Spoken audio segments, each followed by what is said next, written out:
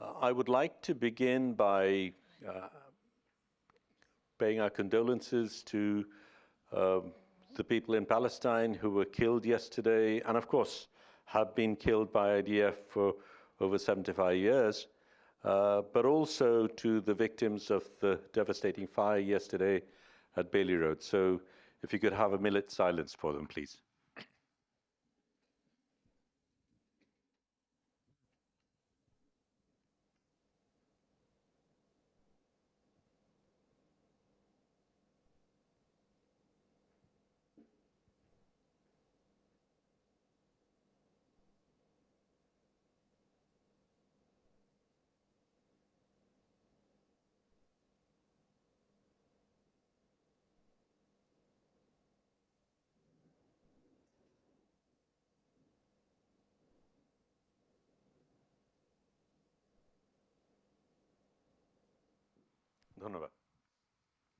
While on the subject of fires, a little bit of logistics. Firstly, if you could all turn off or at least silence your mobile phones.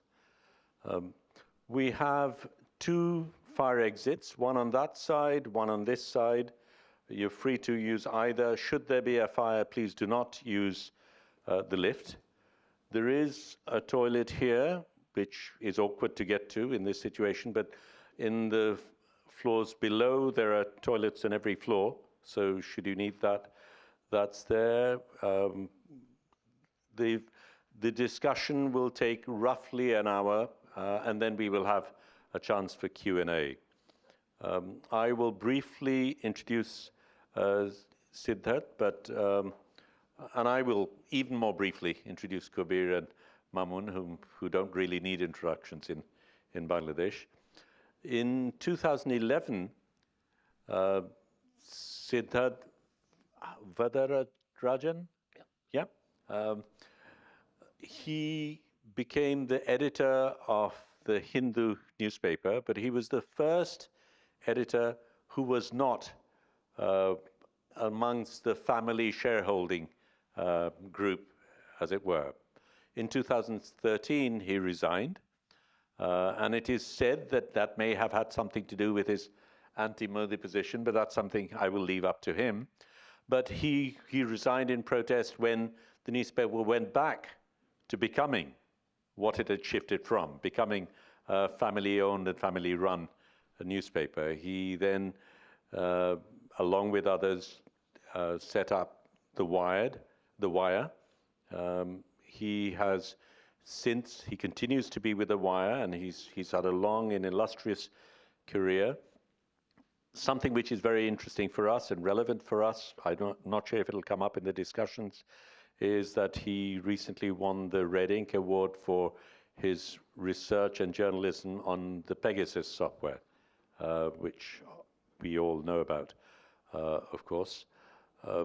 Outside of that, he studied at LSE, and while he was at LSE, he got in touch with left politics, and that's a tendency that has stayed with him. Considered one of the most outstanding and bravest journalists around today. We're delighted to have him with us, but we hope that this is part of several interactions we will have. We have him with us right now, but one of the things we're beginning is a program through which we hope to change the way journalism is being practiced in Bangladesh. We have been very concerned about the levels of journalism. We've been very concerned about particularly the role that mainstream media has or has not performed within Bangladesh. And one of the things we would like to do is to challenge mainstream media itself in our country and provoke it, perhaps, at least by showing examples of what that can happen. So after Siddharth speaks, Professor Mamun will speak. You know him, of course, from Rajshahi University. We are very proud to have him as a friend. And I will remind you that in the last event that we had where he was speaking on predatory journalism, I think within about a day we got 1 million views on that particular posting. Nurul Kabir, of course, is no stranger to any of us. The editor of the New Age newspaper, and in my opinion, perhaps certainly the bravest newspaper there is in Bangladesh today, and one newspaper that continues to defy the odds by saying what needs to be said as and when it needs to be said. They've all paid the penalty for their position. I will not do much more than that. I will try and keep things on track. Otherwise, I'll stay silent. Over to you, Siddharth. Thank you. Thank you very much. Thank you, Shahidul Bhai, and all colleagues at Drik for inviting me here and facilitating my presence. No small task. This is my first visit to Dhaka in over, I think, 12 or 13 years. I used to be a somewhat reasonably regular visitor as a reporter when I was at the Times of India. And then later when I joined the Hindu, my visits became less frequent because the Hindu had a correspondent, full-time correspondent in Dhaka. But I nevertheless came a few times for conferences and meetings. But I don't think I've visited Bangladesh since perhaps 2011 or 2010. So I'm very grateful for this opportunity to be here. And of course, to share notes about our experience in the media environment in India, to share notes with our Bangladeshi colleagues, colleagues and friends in the media and civil society. Because I do think that we face quite similar challenges, and can gain a lot from perhaps understanding the kind of different forms that repression takes in different forms that it takes in India and Bangladesh, and perhaps evolving some kind of a I wouldn't say a common strategy, but a common understanding of how to deal with some of these challenges. Now, when we speak of being in or going through times of repression, this may seem somewhat odd, given that India is often spoken of as the world's largest democracy. And Prime Minister Narendra Modi, perhaps a year and a half ago, began to use this new expression of India as the mother of democracy. So not only were we the world's largest democracy today, but he sort of claimed that we had always been, we've birthed the idea of democracy, which serious historians have often questioned and challenged. But nevertheless, this is a and it may seem odd then for the mother of democracy and for the world's largest democracy to have a journalist from there speaking of doing journalism in times of repression. And it may also seem odd to be speaking about this to a Bangladeshi audience, which is also still it's there in the list of the world's democracies, and you've recently been through an election which has produced a result which was foreseen earlier. And but these are the times that we live in, where democracy doesn't function, doesn't mean what we ought or what we think it ought to mean, doesn't function in the way that they ought to function. And this poses a peculiar set of challenges for media practitioners, because as we all know, it's impossible to think of democracy without freedom of the press. And freedom of the press is, to my mind, one of the essential ingredients of a functioning democracy. And if you don't have freedom of the press, then almost certainly it's the case that democracy, the nature and quality of democracy gets compromised. And this is the experience in South Asia, this is the experience around the world. And I dare say it's rather alarming that increasingly countries around the world, countries which are formal democracies, are have entered a situation where the quality and the nature of their democracy is fraying, alongside media also facing serious challenges. So there is a link between democracy and freedom of the press, repression which is manifest against different sections of society, so media, and that will be the focus of my talk. But before I turn specifically to the challenges that we face in the media, if you at all have been keeping abreast of the news, you are aware that repression takes many forms. The most visible one today is the excessive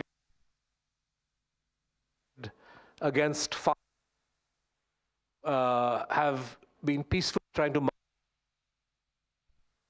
a set of demands linked to their livelihood. I won't bore you with the details, but the Constitution of India gives the right to the freedom of assembly, freedom of speech, to protest.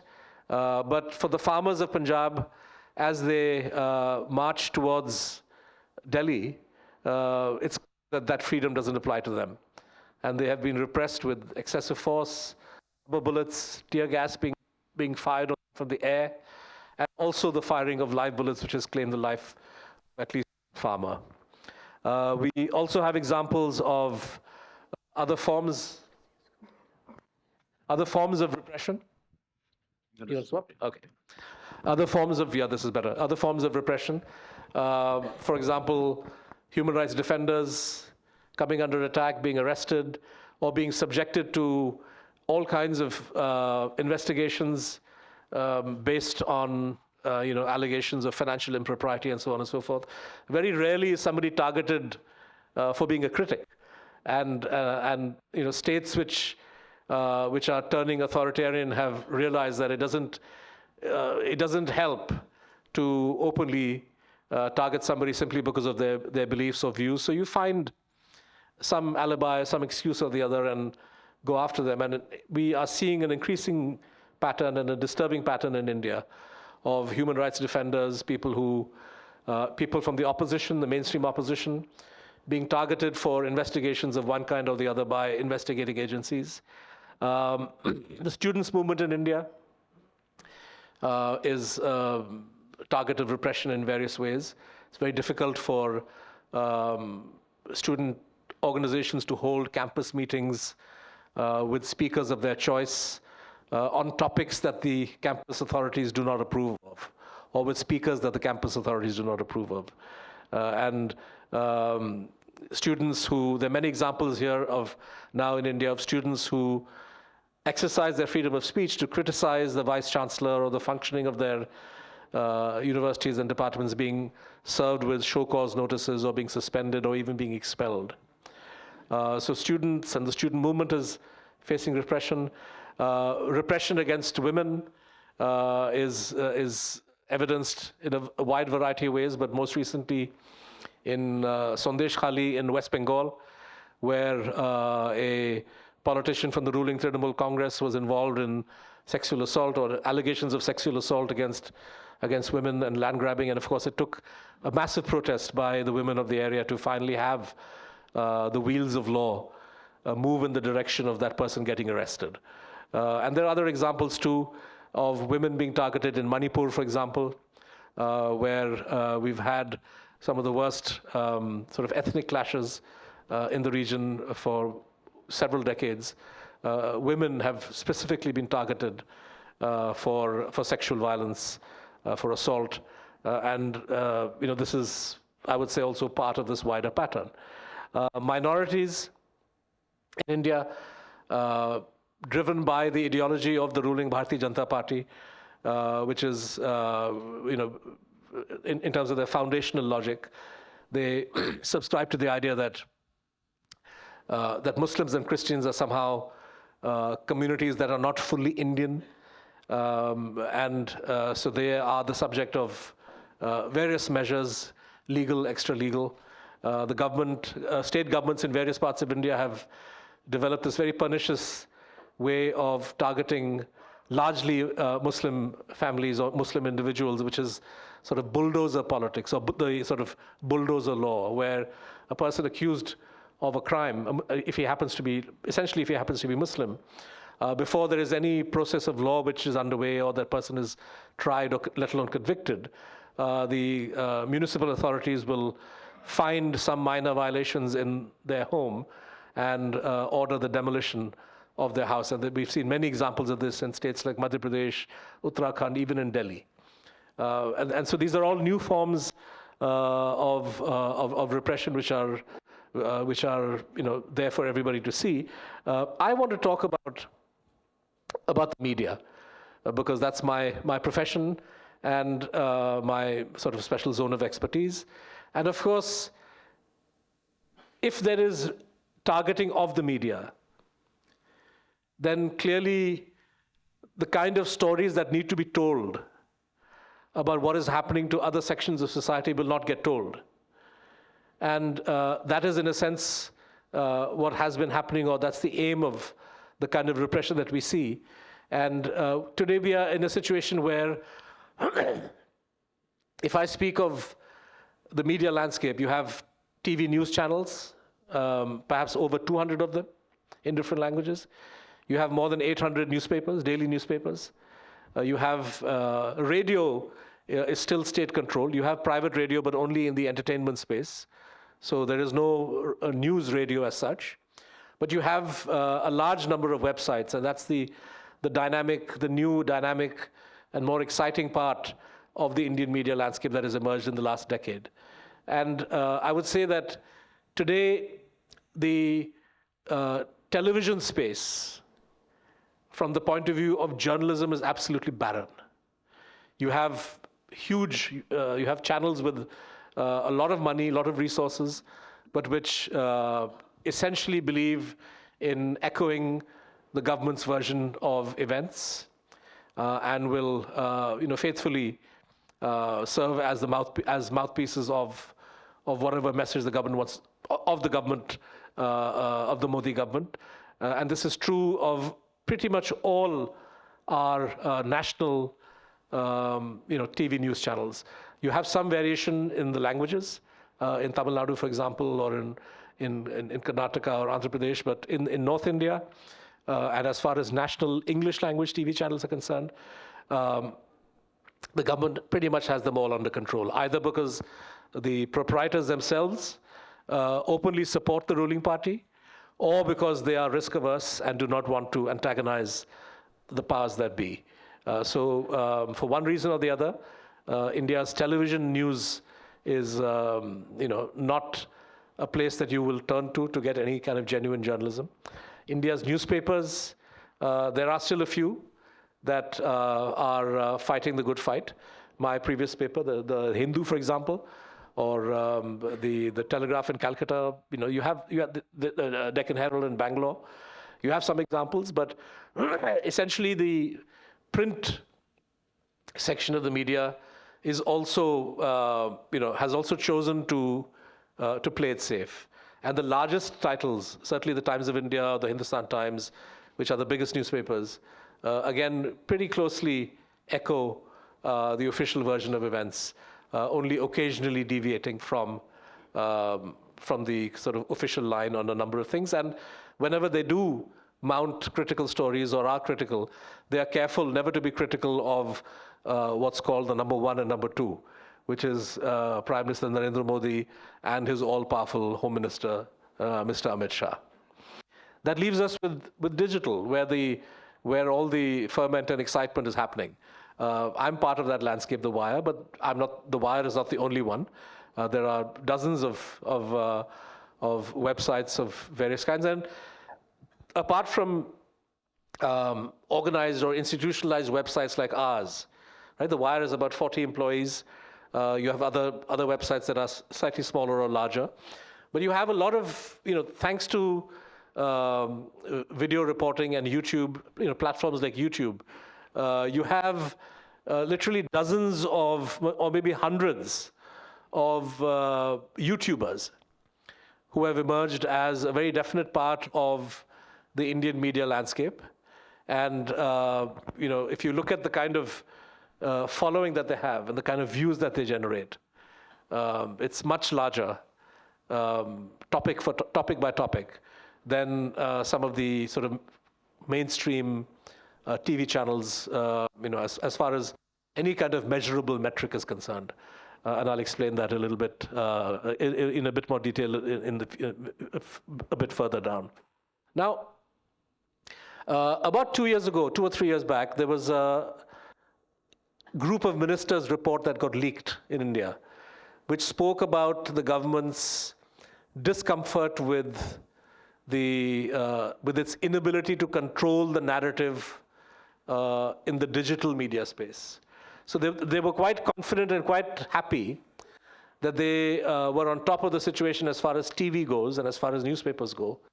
But the problem these ministers were confronting is, what do we do about these websites that have a huge reach?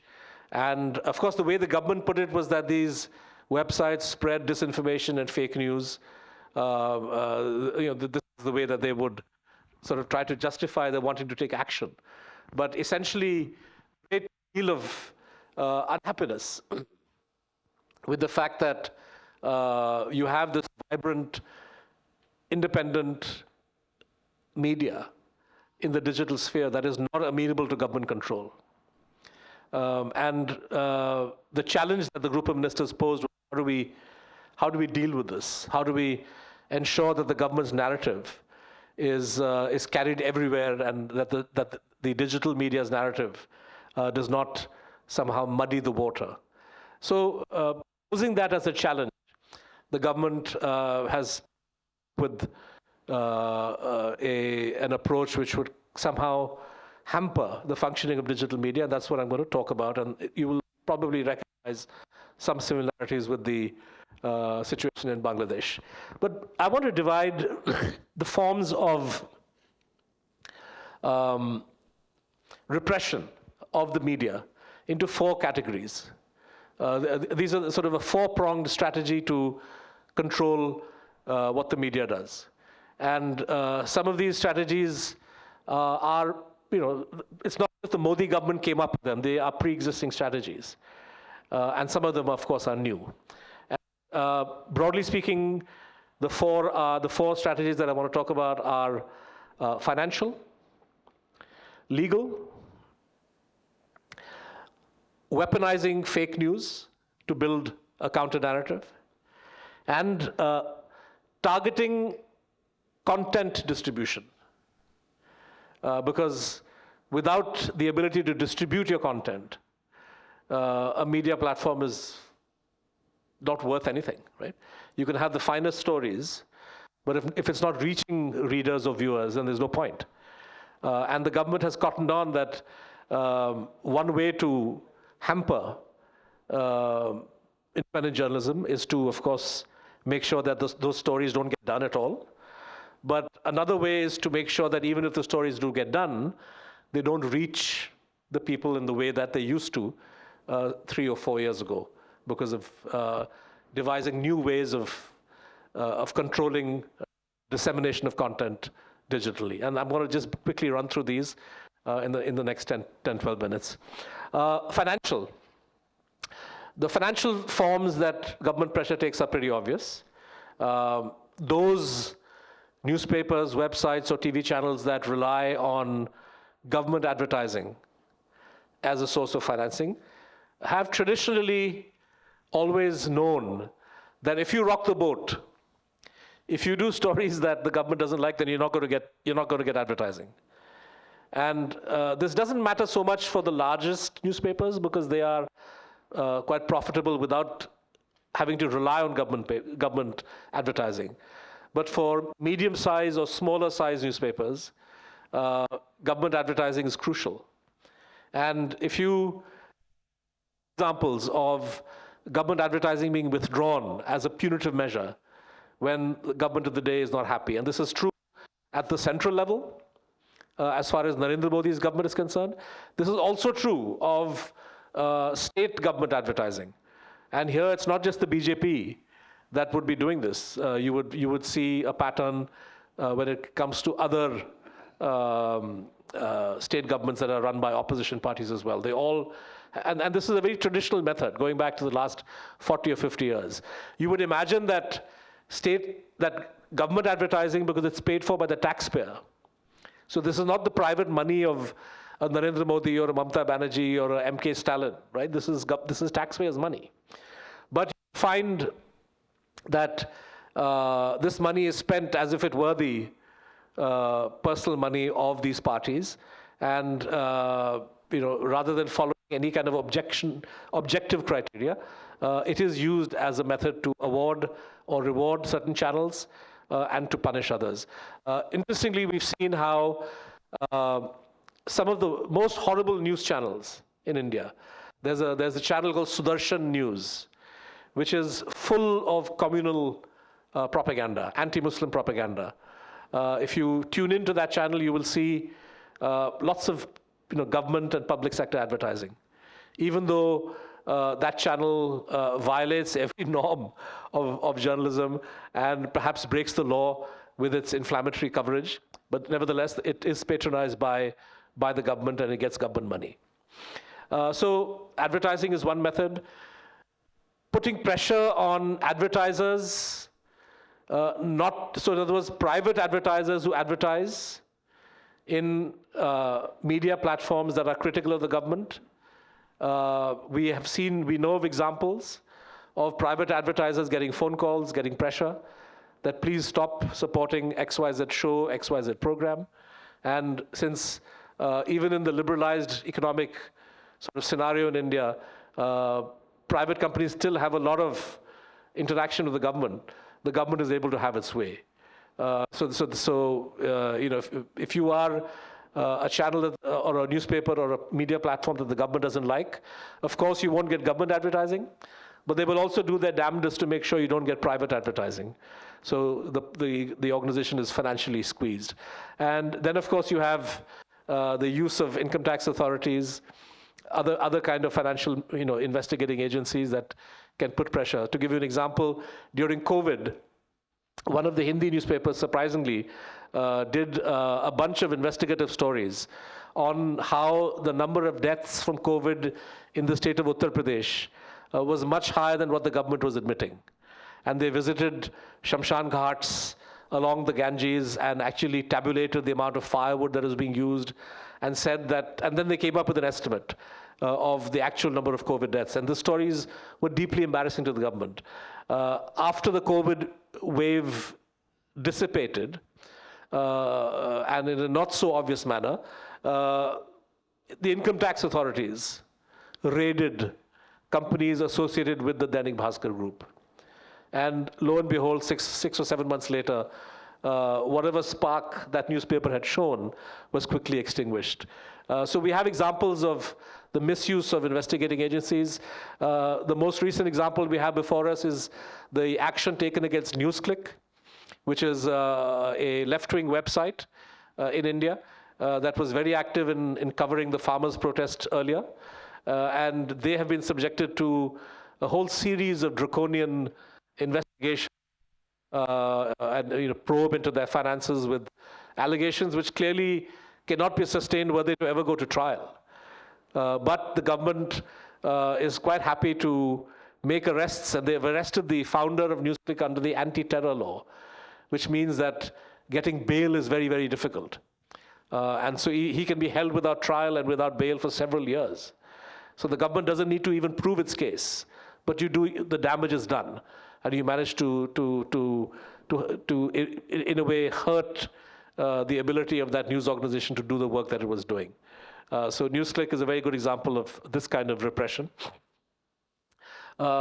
This brings me to the legal side, which is the second set of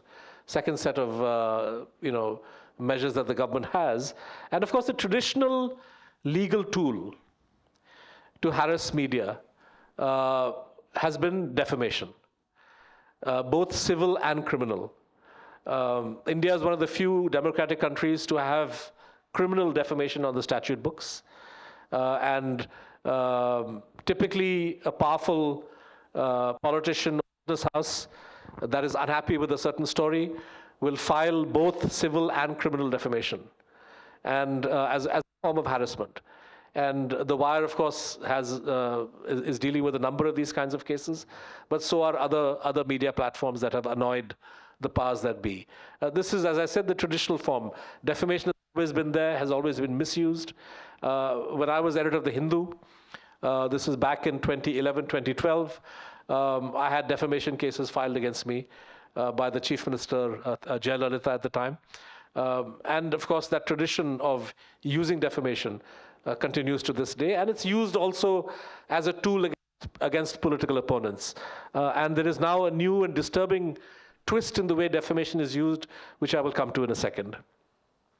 Apart from the new trend or a new trend in the use of law against media has been the filing of criminal cases.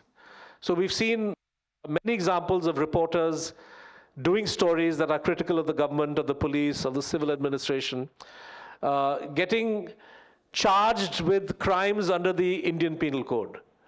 So you do a story on, like during COVID, for example, reporters who did stories on the adequacy of the government's relief efforts and so on, were hit with cases under the Epidemic Diseases Act, which had a provision, a kind of vague provision which was then used to charge reporters. They were hit with a provision of the IPC which involves disobeying a public servant. None of these charges would stick if they were to go to trial. But the idea was never to get to trial. The idea was simply to file the case, force the reporter to run around to get bail, and hope that the reporter and his publication or her publication would be suitably intimidated. So the idea is to harass and intimidate and to make sure that you and others like you think 100 times before you do a story that is critical.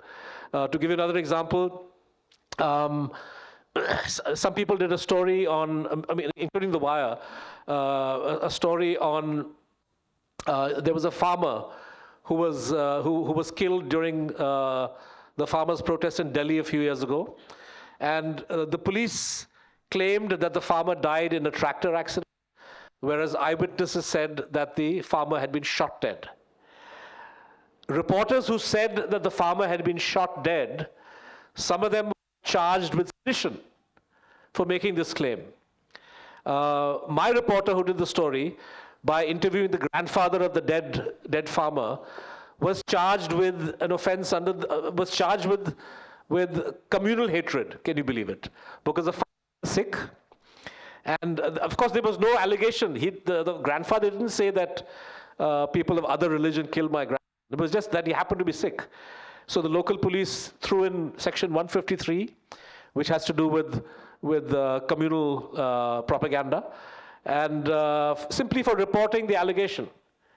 And of course, we fought that case out, and the High Court finally dismissed the charge. But there are lots of examples of the use of criminal law to target journalists. A few months ago, a delegation of the Editors Guild went to Imphal in Manipur to investigate the ongoing ethnic violence and the local media's coverage of this. And they produced a report that was critical of the government. They came back, submitted the report, and 2 days later, a criminal case was filed against the delegation of the Editors Guild in Imphal. And they had to rush to the Supreme Court for protection against arrest. So this kind of weaponization of the law to silence media reporting and media coverage is something that we've never seen in the past. In the past, defamation has been used, but not this kind of heavy-handed attempt to use criminal action. But the perhaps most sinister legal method of control that is being now pushed by the Modi government is the use of the Information Technology Act and the rules, IT rules, to try to get content censored. And here there's perhaps similarity with the DSA. We may discuss that more later. But under the IT, the information technology rules, media platforms are required to appoint a grievance redressal officer whose job is to respond within 24 hours or 48 hours to any complaint about content that is published. So an aggrieved reader can write to the grievance redressal officer and say that this particular story done in the wire is no good. The grievance redressal officer has to respond. And if the aggrieved reader is not satisfied, she has the right to escalate her complaint all the way to a government body. And the government body will then decide whether the reader is right or the publication. And this government body can then order that content taken down. So we challenged this particular section in the High Court, but it tells you something about the way the government is thinking, and as if this provision weren't bad enough, right? Because here the government is weaponizing so-called reader grievances. And it's not hard to imagine how political party workers can pose as readers. So you do a story that's critical of something that the Modi government has done, and a BJP party member can write in saying, I have a grievance as a reader. And of course, because that person is a BJP party worker, he will not be satisfied with whatever answer we give and will quickly escalate his complaint. And if there is some kind of a conspiracy at the official level, then the official committee will clearly find in that person's favor, and we would be then obligated to delete that content. This is unacceptable in any democratic society, and we've challenged this. But the government has a new rule now, which allows any government department to decide that a particular news is fake news, and to then order it to be deleted. It's astonishing. The Constitution of India guarantees freedom of the press, and freedom of the press is subjected only to what are called reasonable restrictions in law. Certainly, it was not envisaged by the people who wrote the Constitution that bureaucrats would have this kind of authority. A story, say, about the functioning of the finance ministry or about a government scheme, and the relevant government department says, oh, this news is fake. That's it. So this has also been challenged by a comedian, Kunal Kamra, in the Bombay High Court. The bench was split. One judge found that this fake news provision was valid. The other found it was not valid, so the matter will have to be reheard. But this gives you a sense of the kind of thinking that the government is engaging in. And I'll give you an example of how the IT Act has been invoked in a very bizarre and dangerous manner.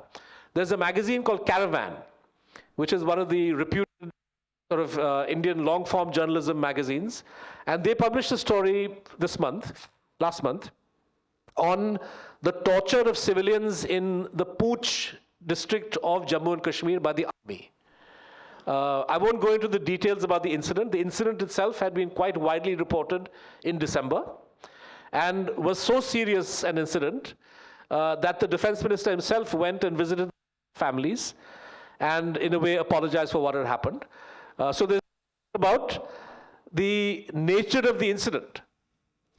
But Caravan wrote a very detailed account, maybe a 10,000 word account of this particular incident, where they interviewed some of the torture victims who survived. They interviewed some of the family members to speak to the army without success. And the magazine came out, and you can still buy it in the newsstands. There's no law in India that prohibits the circulation of that magazine. But the government invoked a provision of the IT Act to order Caravan to delete that article from its website. And in fact gave them 24 hours to delete it, and said, if you do not delete it within 24 hours, then we will block your entire website. So of course Caravan has gone to court, but since courts take their own sweet time, the magazine felt compelled to delete that article because they did not want their whole website blocked. So this is the kind of landscape which has now emerged in India and is very, very dangerous, because it tells you that the government now is openly embracing censorship when it comes to digital content. Just quickly running through the last few points I wanted to make. Weaponizing fake news. We know that, and it's ironic that the government has given itself the power to order the deletion of news that it declares as fake. when the government itself in many ways is one of the biggest sources of disinformation and fake news. Recently we had an example of a British Indian academic who was deported from Bangalore airport when she arrived for a conference. Now, this scholar, Natasha Kaul, had what is called an Overseas Citizenship of India card, which entitles her to visa-free entry. So she should not have been deported, but she was held at the airport for 24 hours and then sent back, no explanation given. When Natasha Kaul went public and also mentioned on Twitter the kind of questions she was asked and how it was clearly linked to the fact that she had anti-government views, unnamed government sources planted stories on some of our biggest TV channels and newspapers, alleging that Natasha Kaul is a Pakistan sympathizer, is anti-Indian, she has an animus towards India. And if you can go and watch these videos on YouTube, you have these reporters regurgitating these false claims of the government without any critical evaluation. And these TV channels that broadcast this, and what's the public to make of it? There's no attempt to contact Natasha Kaul to get her version.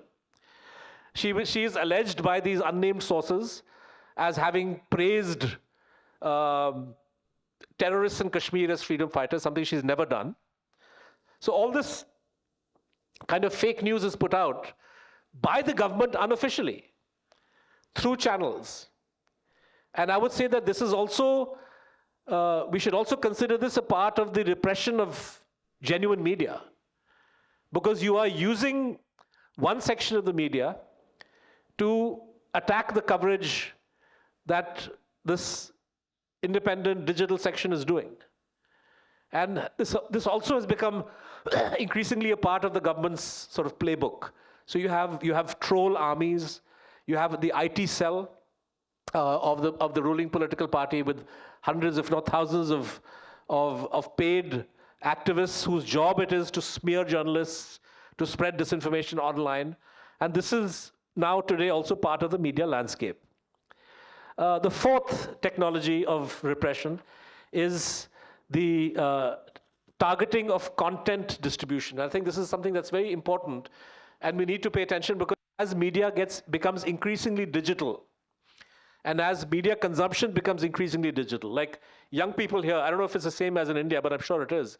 Young people in India do not read newspapers and they do not turn on the TV. All their consumption is on the phone. All their video consumption is on YouTube or Instagram, or maybe a little bit on Twitter. So as media consumption is increasingly digital, the government has realized that the best way to censor is, why bother with trying to raid a newspaper office or arresting a journalist? Of course, we'll do that if we need to send a message. But it's far more effective to simply prevent that reporter or that media outlet from reaching millions of people. And the way they've done this is by putting massive amounts of pressure on social media platforms, on what are called digital or social media intermediaries: Google, YouTube, Facebook, Twitter. Twitter recently, went public recently. Very unusual. They issued a statement about 4 days ago where they noted that the government of India had literally flooded them with demands, legal demands, to block a number of Twitter handles and Twitter posts linked to the farmers' movement.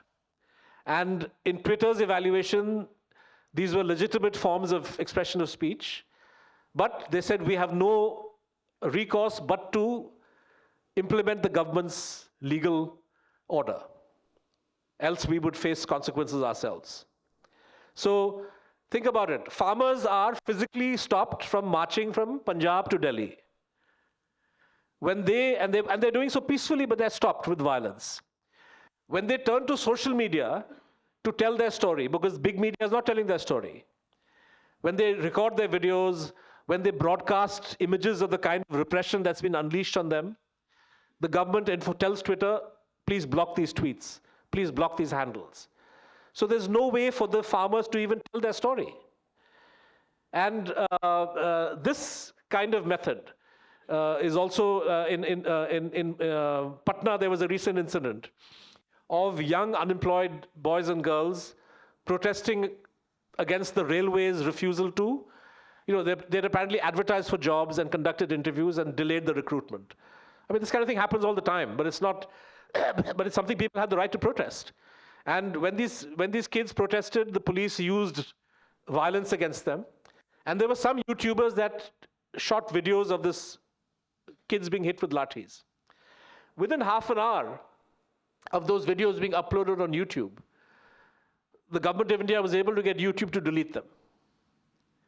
So this kind of, the use of this, targeting content distribution, to my mind, is a very, very dangerous weapon that the government has embraced.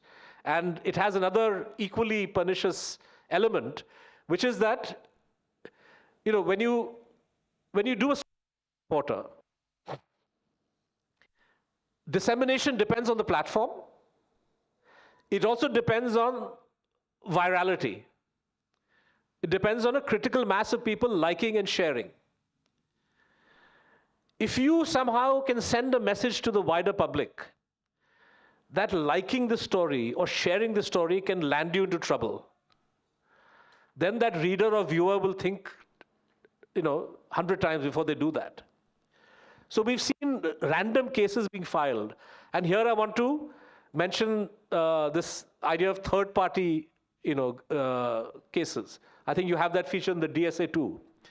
That A has a problem with B, but C or D or E or F gets to file a case. It's unheard of in any proper functioning criminal system. That if I criticize Narendra Modi, the law allows me to do that. Mr. Modi, if he feels I defamed him, has the right as Modi, or maybe he can act through the Attorney General. But only they have the right to file a defamation case against me. It's not up to some random BJP worker to say, oh, how did Siddharth write this about Modi? I'm going to file a defamation case. Sorry, the law of defamation doesn't allow you to do that. But we have seen any number of cases now coming up where random people connected to the ruling party take it upon themselves to file defamation cases.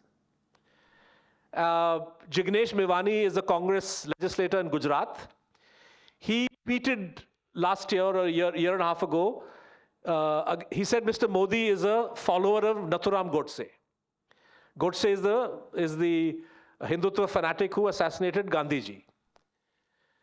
Now, Mr. Modi, if he's aggrieved by Jignesh Mevani's allegation, is rights to file defamation. Let him say, no, I hate Godse just like every other Indian. He doesn't say that. He doesn't file a case. Instead, some BJP guy in Assam, which is 3,000 kilometers away, files a and you can see how the whole aim is to harass. He files a police complaint. The police gets in a plane from Assam, flies all the way to Gujarat, arrests him, takes him back to Assam, and puts him on trial there. And this is happening with an MLA.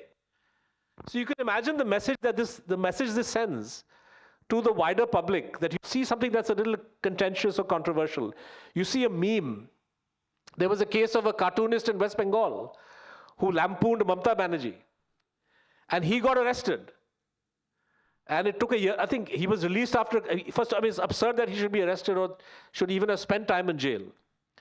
But he got arrested, and there are lots of examples of this where a social media post lands somebody in trouble. So this kind of weaponizing the law against lay persons to make sure that content which the government doesn't like is not shared is also part of this strategy of content denial.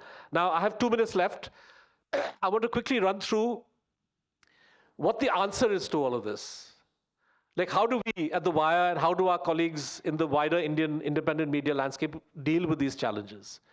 And it's very hard to come up with very clear-cut answers, but a rough strategy is what I've sort of penned down, which is that any response has to be pegged on 6 or 7 things. First, you have to have financial autonomy. And you have to, and by financial autonomy, I mean if you hope to run independent media, it's best if you are dependent financially on your readers and viewers.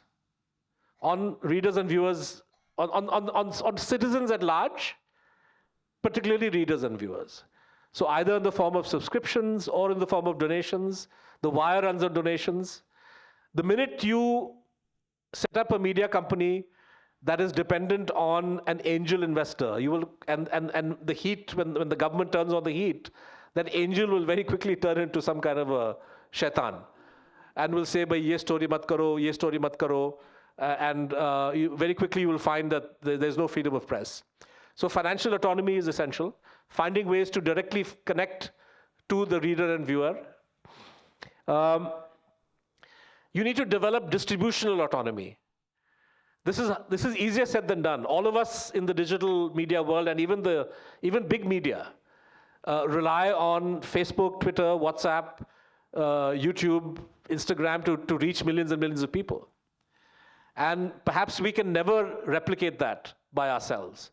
But we need to develop strategies of directly interacting with our readers and viewers.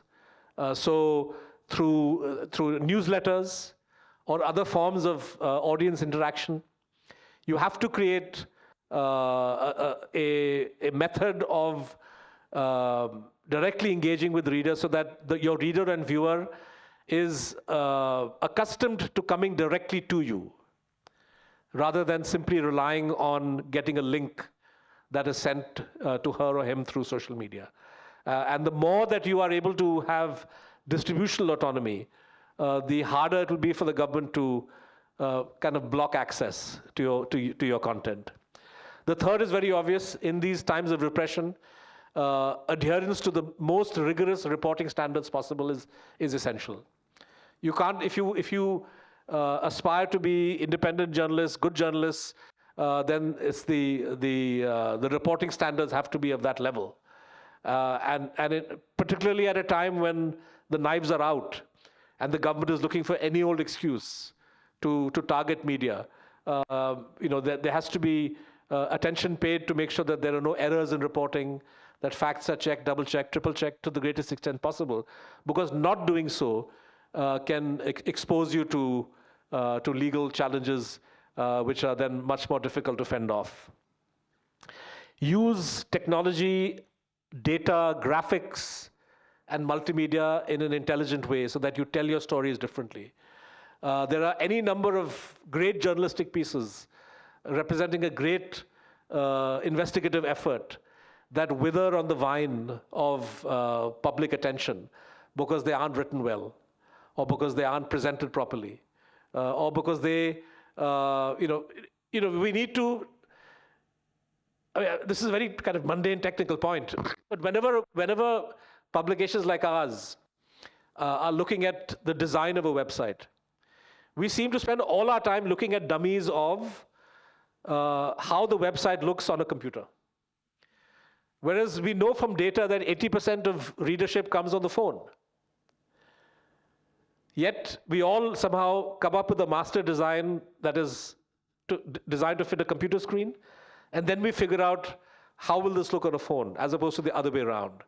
So it's these kinds of elements that we need to pay attention to also as a means of ensuring that our voice, that we get a share of the media voice. Lastly, solidarity. You cannot fight repression single-handedly. And I would say that within a country, setting aside political differences, I made myself very unpopular with a lot of my friends in the media 3 years ago when I publicly criticized the Congress government for filing multiple cases against Arnab Goswami. So Arnab Goswami is this right-wing, pro-government TV person, And he did some horrible stories, no doubt. But the response of the Congress was to file 4 or 5 identical criminal cases in different states. And I said, look, this is a form of harassment. And if we say that we are okay with this against Arnab Goswami, then tomorrow somebody is going to say, what's your problem if I file 10 cases against you in 6 different states? So I think that we need to set aside ideological, political differences, and when it comes to, have zero tolerance towards legal harassment of media, zero tolerance towards physical targeting of media. I got very upset and I took a public stand on this. There was a case just a week ago where a cameraman from Aaj Tak, which is again one of the Godi media channels, was confronted by farmers for bad coverage. And I saw the footage and it left me very disturbed and uncomfortable, because you had 10, 12 guys coming physically very close to the guy, almost pushing him. And this is not right. You can't, and I felt compelled, even as a reporter from the other side, to say that this kind of thing is not acceptable. You can't, when it comes to the security of a reporter, okay, the farmers decide that this reporter is no good, that he's not a real journalist. But tomorrow, my reporter who goes to a BJP event can be targeted then on the same logic that, in the eyes of the BJP, he's not a reporter or she's not a reporter. We cannot normalize this.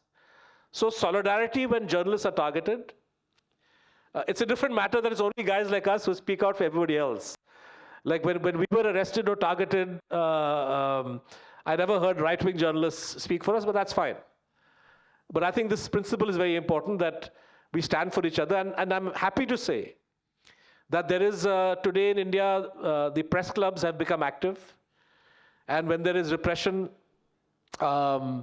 this is against one media house or one individual journalist, there is now a growing tendency to speak in one voice and to criticize this. And this is excellent. Kashmiri journalists in particular are the target of a very peculiar kind of repression. I don't know how many of you know that there is a virtual travel ban that a number of Kashmiri journalists face. Sana Mattu was trying to go to America to get a Pulitzer Prize for a photograph that she'd taken as part of an Associated Press team or Reuters team. Stopped at Delhi airport, no reason given. And I know many other examples. Kashmiri journalists who do stories critical of the government get called to the police station and asked, why did you do the story? So it's important that we speak out as and when these instances come to life. And the more that journalists in the rest of India speak with one voice, we found that this does provide a measure of protection. But of course, national solidarity is not enough. Last year, we convened, The Wire and other colleagues in India, we convened a meeting of the M20. Now you'll say, what is M20? You've heard of G20. G20, the group of 20, India was the president last year, and Mr. Modi made a huge fuss about what a wonderful thing this was. And of course, along with G20, there are lots of other ancillary meetings that take place. W20 for women, C20 for civil society. And we found that the government of India had packed all of these civil society groups with Sarkari voices. And we said, no, G20 is a good event. This is a good occasion when people are coming to India from around the world. Let us have a media event to highlight the common challenges and threats that media in the G20 countries and the wider area face. So we, of course, knew that the editors that we were inviting wouldn't get visas. So we had an online meeting. We kept it under wraps so that we would not be stopped in any way. And we had a very successful half-a-day event where we had editors from 17 or 18 publications from around the world speaking about the common challenges that we face. And this is very important. It's very important because tomorrow when journalists in India face repression, it's nice to know that there will be colleagues in Canada or Japan or Korea who are prepared to sign a statement, who are prepared to speak out and say that this is not acceptable. I know that in South Asia, we used to have SAFMA, South Asian Free Media Association, but sadly that body no longer exists, although I'm told there's some talk of reviving it. But some kind of solidarity when journalists are embattled is essential as a form of survival.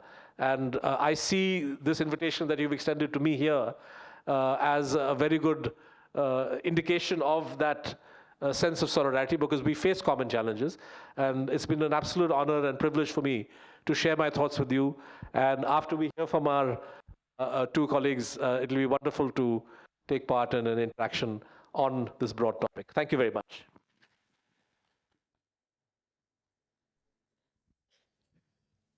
Thank you, Siddharth, for that riveting, hard-nosed, on-the-ground response, which we don't always get.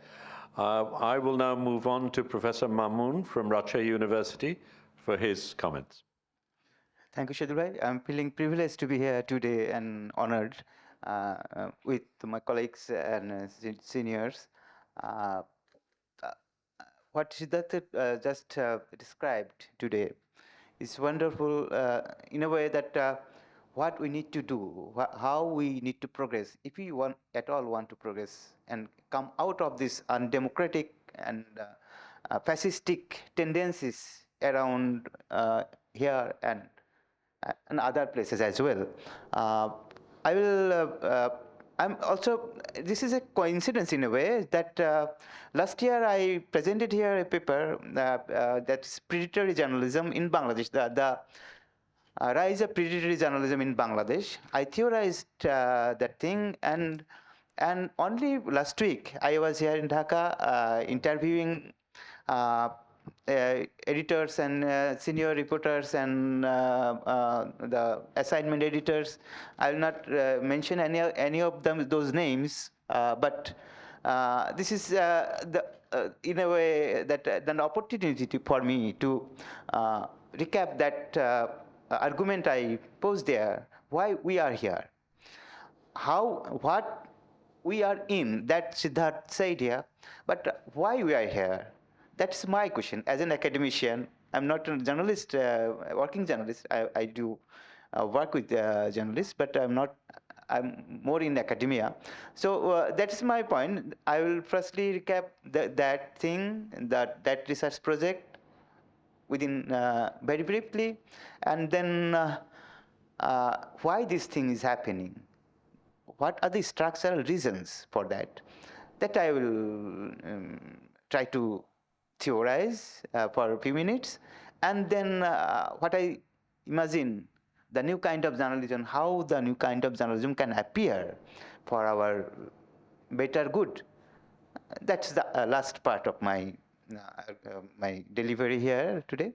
First, see why I was saying that the rise of predatory journalism in Bangladesh.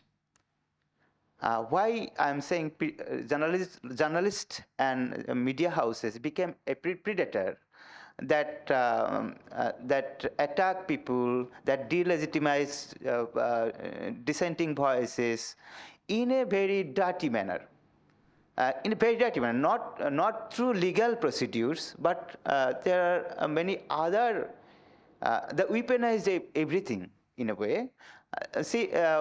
Why I'm saying this is a predatory journalism? I'm saying it because journalists, in many cases, I was referring 4 cases here last time, and when I was talking to my colleagues from media houses, big media houses, and this is not the only few cases, almost all the cases of predatory journalism, almost all, and they are saying that there is, in fact, no journalism in Bangladesh. And in a reversal way, for democracy we need journalism, if we say that. In other way, we can say that if there is no democracy, there is no journalism at all. These reporters told me this way. And you see, why I was saying predators? Because journalists, certain quarters of journalists, in collaboration with business houses, in collaboration with parliamentarians, in collaboration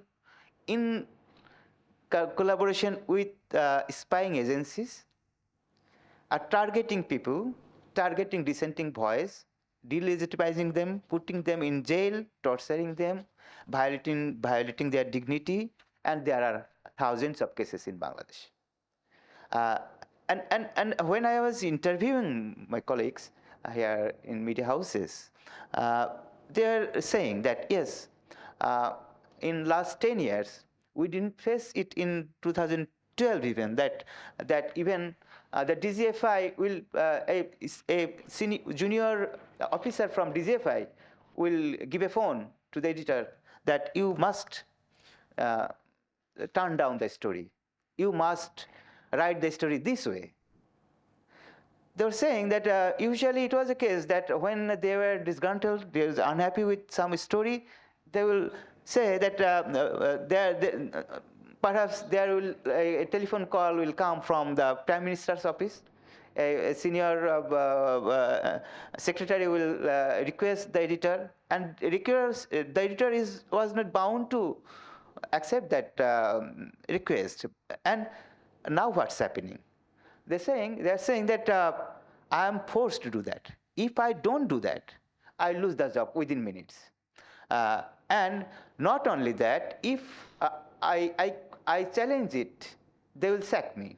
And if I am sacked, then they will go for a dirty campaign against me, and I will never get a job in the media houses. And recently there was a case, perhaps some of you know, was sacked. And why? Because there was a twisted report, a fake story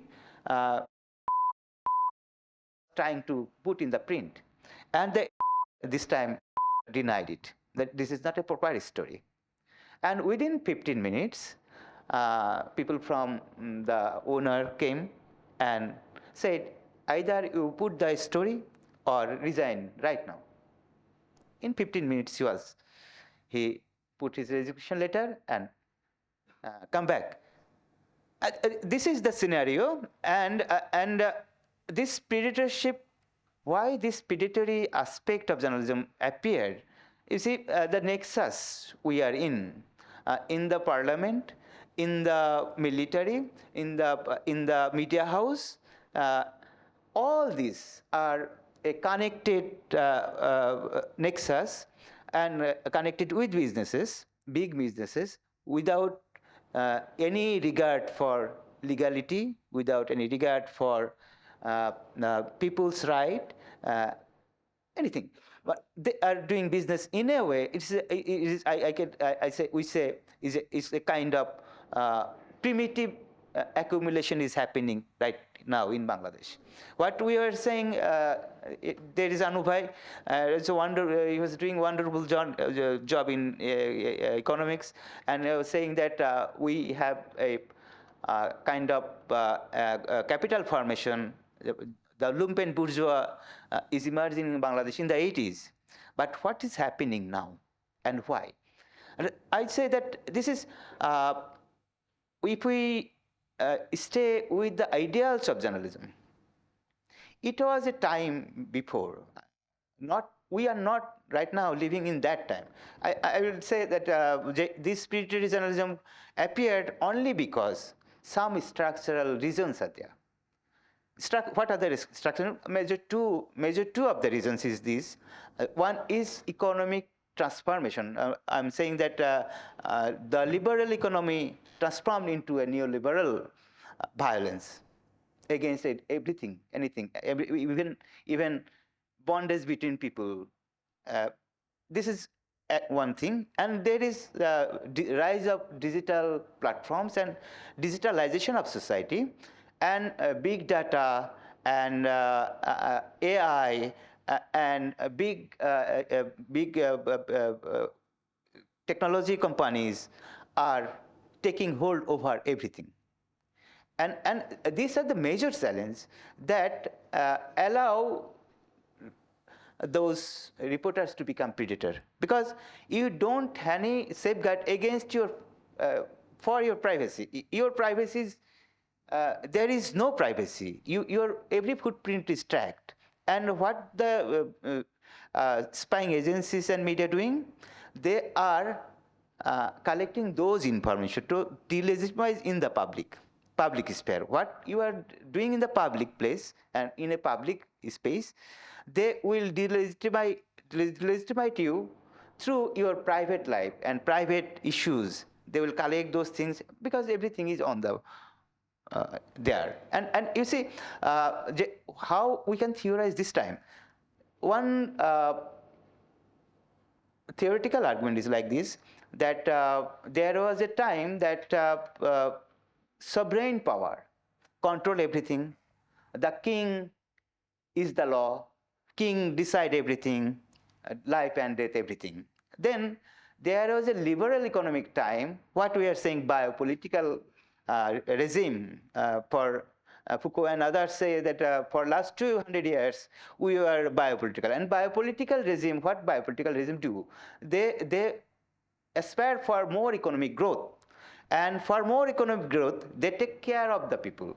The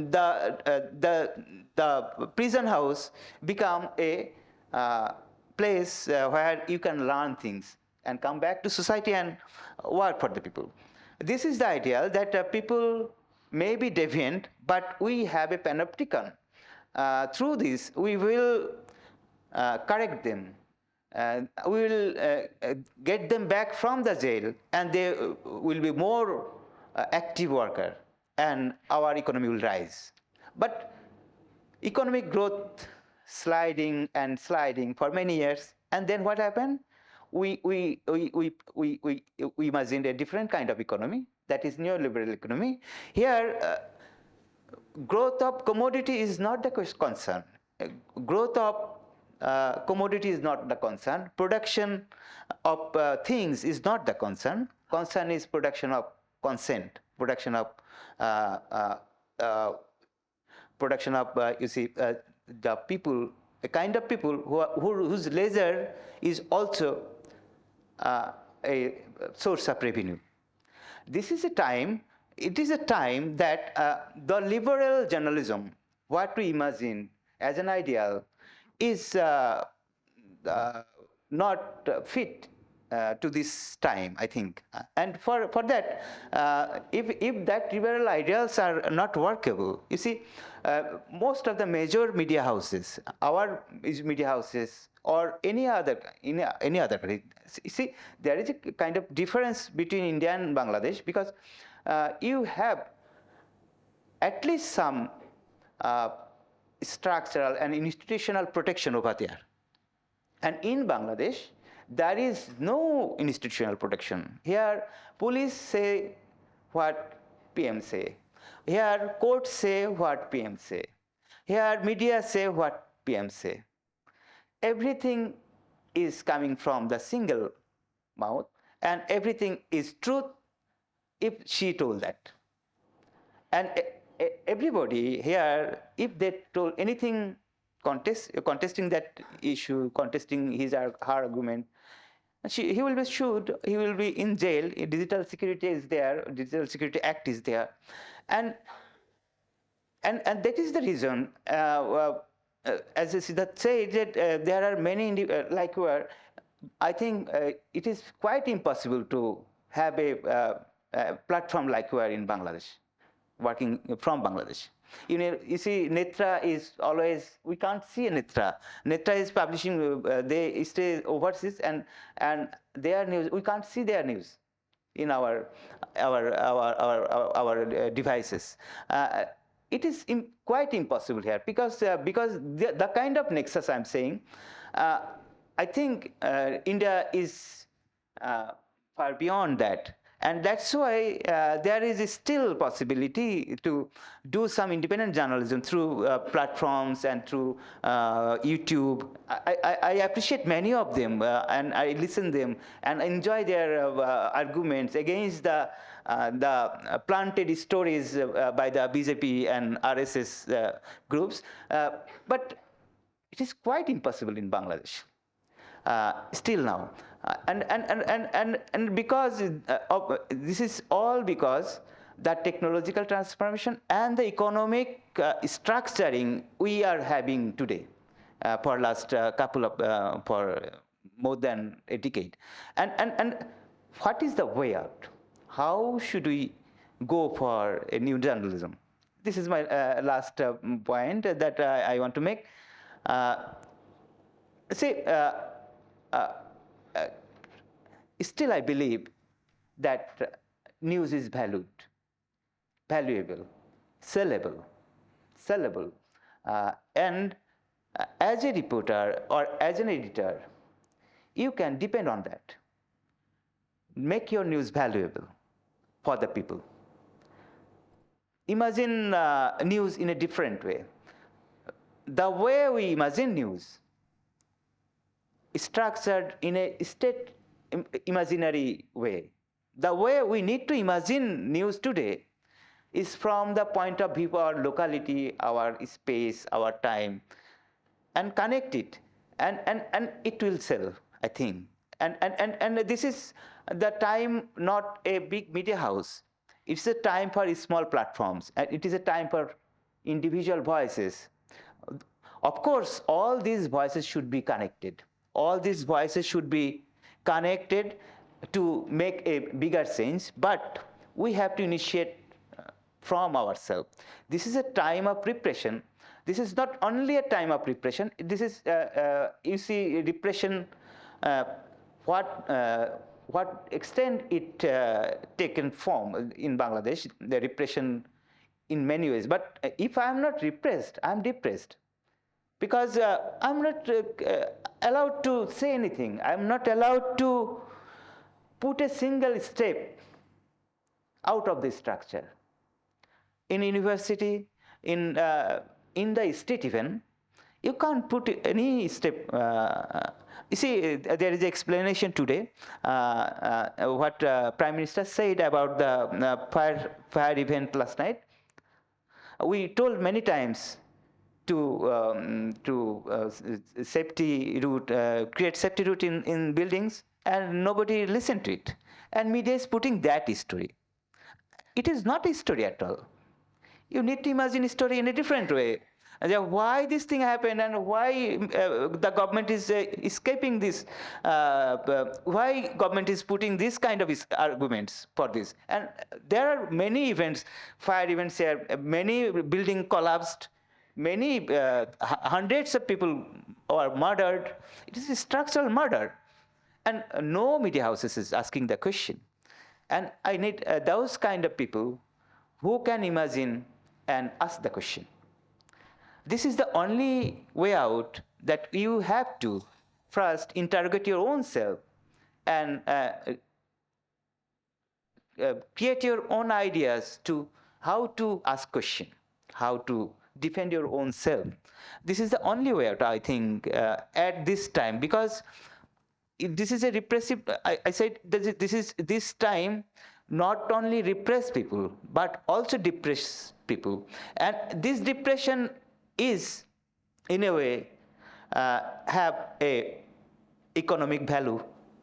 Industrial economy won't depress people, and they will have clinics, they will have many other medical treatments, and they need this kind of people, and they will be submissive. So we need depressed people. And if you want to come out of this vicious circle, then you have to become someone. Like Nietzsche said that we need overman. The man we imagine in the liberal time is over. The man we are getting here, men and women, are depressed. Either they become a overman and challenge the system scatteredly, through civil disobedience, through anarchy. Not a organized political form will change anything, because the government and the state is more powerful. They have more weapons. They have more repressive things at their disposal. So what is your political way out? I think civil disobedience, not the organized slogans, rally, it will not make any change. Change will make through civil disobedience and anarchy. That kind of anarchy can be imagined in journalism as well. That's my argument. And thank you, Siddharth, for this wonderful discussion.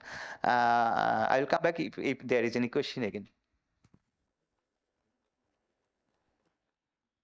Thank you, Mamun, for giving us this Bangladeshi context and for encouraging anarchy. I'll move on to Kabir, please, the editor of New Age. Thank you, ladies and gentlemen. Thank you, Siddharth. Your speech reminds me of a dialogue from Hindi movie that says, in English translation, it should be, if a friend fails in an examination, it hurts.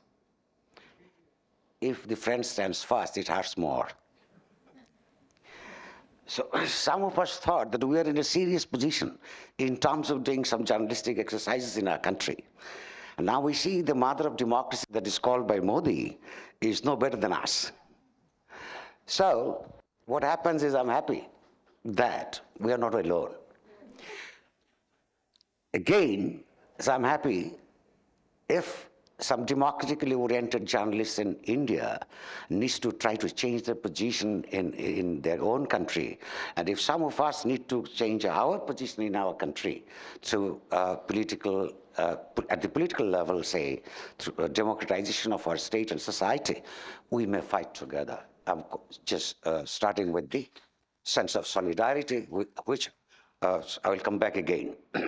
Now, to make you happy, as you made me happy, let me tell you that when you were talking about different obstacles to do some good journalism, what are the similarities that we have here?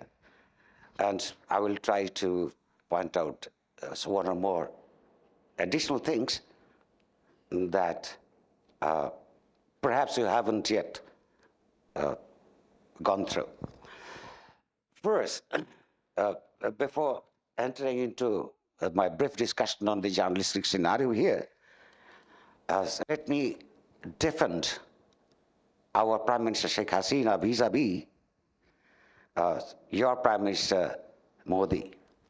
If he claims that India is the mother of democracy and he is the father of that kind, let us tell you, our Prime Minister has claims to many more contributions, because she has presented the world one-party elections in 2008. She has offered us a nighttime electoral democracy in 2014. And this time, last time, 2023, she has delivered the world the dummy democracy. Your Modi hasn't been able to do all these things, for God's sake. Well, as the constraints that the democratically oriented journalists face here, of course, we have the repressive laws that you have mentioned, GSA and other things. We have, if this is called a legal obstacle towards doing journalism, we have extra legal obstacles as well. For instance, when a political party is in power, without being an effective resistance at the political level in the streets, as the South Asian culture goes, the political ruling party develops so much of strength, monopolizing power so much at the grassroots level, both, from the center to periphery, that they become an intimidating force themselves. So if there is a news story that goes against the interest of the ruling party, be it at the center or at the grassroots level, the organized political forces of the ruling party intimidates the journalist like anything. That's the extra legal way of intimidating the whole exercise of journalism. You, of course, talked about financial constraint of the media organization and advertisement. We have the same thing here, but we have an additional thing to what I call is financial arm twisting of the media outlets. For example, yes, there are government policies about distribution of public advertisement, which is, of course, the public money as well. We don't forget at times that even in terms of distributing public resources at public advertisement of various government program, and they do it at their will, and they choose their partners who are compliant with their programs and policies. While it is important not to be dependent on that, I would request you to give a think that at the same time, we need to develop a claim that this is public money and you have the accountability to distribute this public money in accordance with the strength or circulation of the newspaper as well. Third is, yes, they not only stop putting public advertisement in the newspapers that they don't like. Also, as you say, in our country too, they make specific phone calls to the specific private sector advertisement to make sure that they don't provide us the advertisement. I have met over the last 10, 12 years, many individuals, particularly what in the Marxist parlance is called, of course, I think these days, that the nationalist bourgeoisie, that they have their own company competing with multinational corporations, and we are here to promote them. They call our newspaper a very, very good newspaper. They read it, but they can't afford to put advertisement in our newspapers because their business will be hampered. They will be exposed to difficulties from a government because they have to work with the governments as well.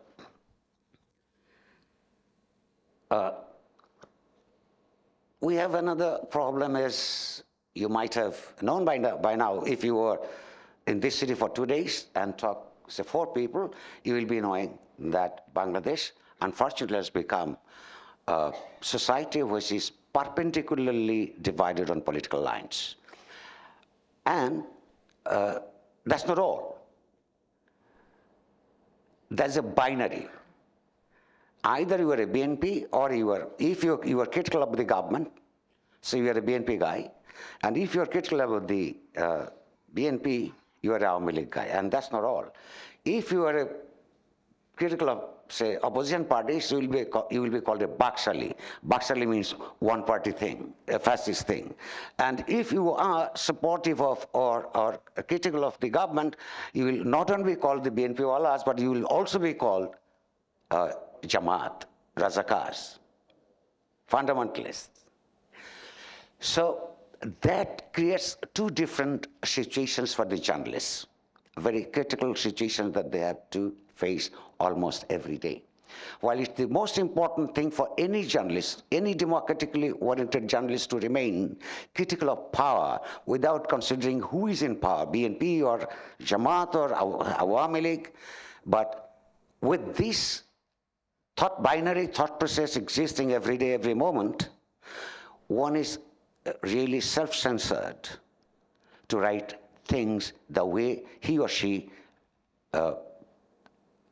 thinks important to write, because of the slandering, because of the branding. Although many of us know that the branding is a fascist phenomenon, because in fascist Italy or Nazi Germany, there was a saying those days, before you kill him, call him a dog. Because if you can justify that he's a bad guy, it's easier to justify the killing. So if you can call a Bakshali or you can call a Razakar, no matter your father or your grandfather or your uncles have died in the Liberation War, if you are critical of the Awami League, you are a Razakar. This branding is very difficult to take for many. So that creates another dimension, is which I call the extra dose of poison in journalism, because the law, repressive laws, extra-legal intimidation, victimization by the thought process of binary, that creates a culture of fear and out of fear, even if your editorial policy allows every of your colleague to write the way he wants to write, or the things that he or she witnesses in the practical world in his or her areas, they are not sure that this truthfulness will keep him safe. So, despite the freedom of editorial policies, no, you cannot ensure that every of your colleague will write the things which should be written. And it has become an inherent part of our intellectual culture. And the last about these impediments, we have, perhaps you don't have this in India still, lack of learned or adequately educated human resources. You just hinted at a point that these days people don't read even newspapers in India. Reading newspapers will make one an informed citizen, fine, give some insights, but to have command over different subjects, without which one cannot be a critical journalist, you need a lot of reading. Reading and reading and reading. But Dhaka has become a non-reading society, unfortunately. A non-reading society means a non-thinking society. Who are responsible? Of course, there's a political culture, which is against scholarship. I can give you one example. Perhaps there are some people that I saw as professors of Dhaka University, and we have a professor here. A few weeks ago, some conscientious Dhaka University professor arranged a seminar to discuss on a very critically debated issue about some curriculum of the higher secondary level education. What the university professors wanted to do is to discuss, evaluate, and make a recommendation. For that to happen, the Dhaka University professors booked a seminar room, took the necessary license, permission to hold the seminar, but a few hours before the seminar is supposed to start, they received an order from the university administration that they cannot do that. Why? Because this discussion might go against the interest of the government. For your kind information, Dhaka University is legally supposed to be an autonomous university. This autonomous university administration is so politically biased, or partisan I should rather say, that they are not even ready to allow some academics of their own to discuss a subject of national importance, which is education, among themselves, and come up with some observations and recommendations to address this issue. If the universities, which are supposed to create new knowledge through debates and discussions, questioning the existing thoughts, and put together their observations and research results, and thus help contribute to advance the knowledge system, you cannot have the students produced by them asking critical questions. And if you talk about journalism, forget about the other critical researchers. If a journalist cannot ask critical questions, if a journalist is not more capable intellectually than a secretary of a ministry for that matter, how he or she will challenge by putting up right questions or to the politicians of his or her heritage, political heritage, if the reporter concerned is not aware of the history of that party, or have command over the subject that he or she deals with. So lack of adequately learned human resources has become a national crisis for our country. I believe Modi is there for some more years. You will understand the crisis as well. Because a society which is not pluralistic, a society that doesn't allow different things to be debated, different perspectives to be considered, eventually their educational system will cease to be creative. And their products, teachers and students, will just forget to ask questions. And when people will not be asking questions, will not be intellectually courageous enough not to question the authority, not to question the culture that he or she lives in, not to ask the curriculum that she pursues, a society becomes moribund. And a moribund society is a good breeding place for autocracy, for dictatorial rule, for authoritarianism. This is exactly what we are now exposed to.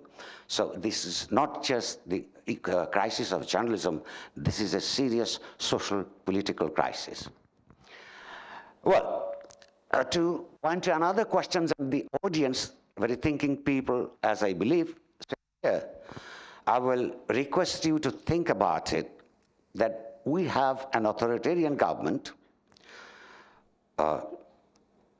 with the present constitution of the state that we have.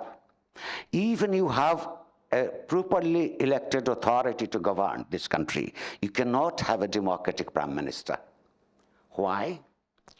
Because the structure of the constitution of the republic, if it is called, at all can be called a republic, is autocratic. Why?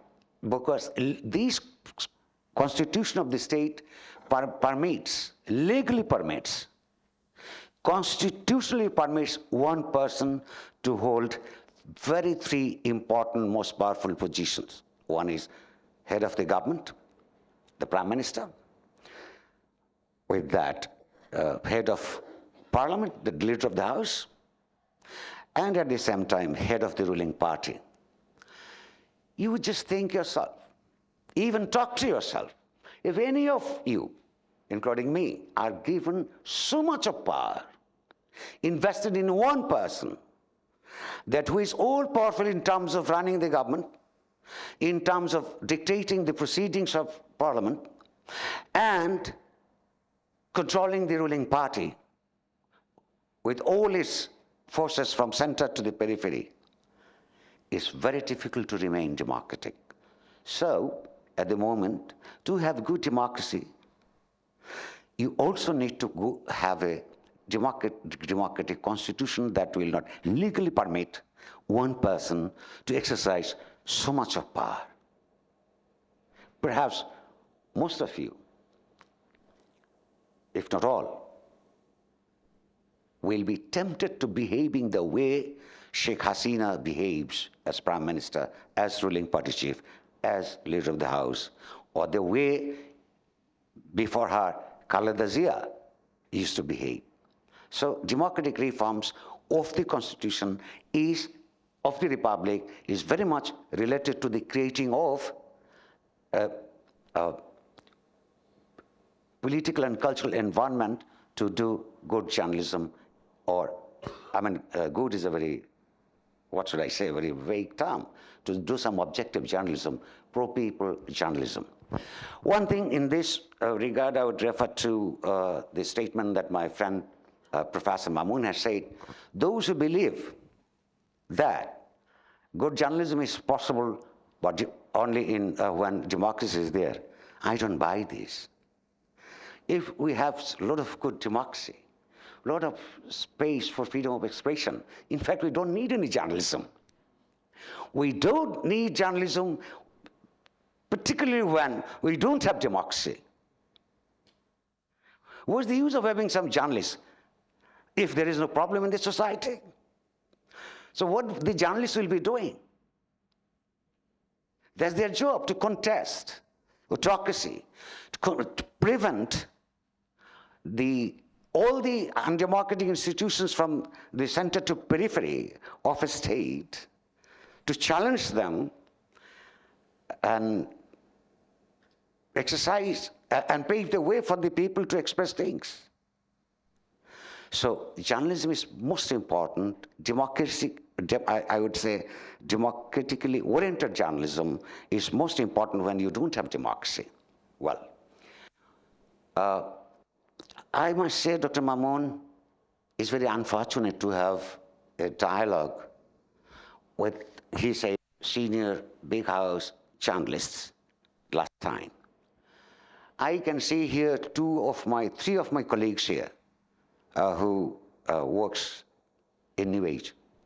Let me give you the last example that we had to confront the Prime Minister's office. How? And we have survived. I will come back to how you survived, that he made a very interesting point. For a news story, we needed to be objective. To write a good story, that say, we needed, so that we are not challenged in the court the next day after the publishing of the report. So we needed a command from the Prime Minister's office about that particular issue. So my reporter colleague called him, press department, Prime Minister's press department, told him that this and this has happened. We have this information. We need a Prime Minister's office's comment that whether it's right, and if it is right, what is the comment of the Prime Minister's office? And the gentleman whom our reporter called was the legitimate authority to make a comment. Instead of replying to what we wanted to know from him, that gentleman says, this report cannot be published. It will harm national interest. You can't publish this. Well, my reporter took time to reach him. It was almost 10:30 in the evening. So I was not in the office. They had a meeting with the reporter had a meeting with the news editor and the deputy editor still present there. So, and they called me. I failed to receive that. Next day I went to the office, and in the morning I was surprised. Where is the report that I knew that it will go? And I hate to be surprised.